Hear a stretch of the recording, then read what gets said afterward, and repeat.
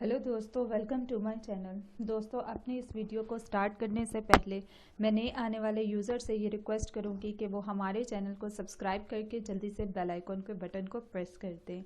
आज की इस वीडियो में मैं आपको बताऊंगी कि आप लोग किस तरह से स्ट्रॉबेरी को ज़्यादा देर तक सही रख सकते हैं।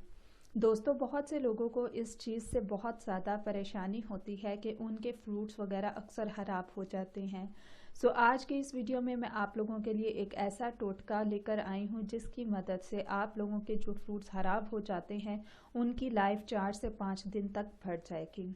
आप लोगों ने करना क्या है, आप लोगों ने 4 टेबलस्पून एप्पल साइडर विनेगर ले लेना है।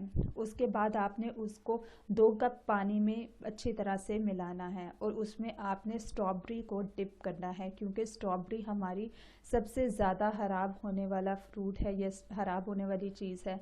आप लोगों ने 1 मिनट के लिए स्ट्रॉबेरी को उस पानी में मिलाकर तो निकाल लेना है। निकालने के बाद आप उसको अच्छी तरह से साफ़ करेंगे, उसके बाद आप उसको फ्रिज में रख देंगे।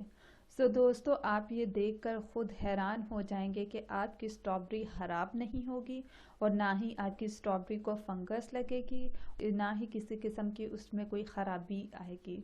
दोस्तों, इस तरह से आपके बाकी जो फ्रूट्स आप समझते हैं कि ये ख़राब हो जाएंगे, तो आप उनके साथ भी ऐसा ही कर सकते हैं।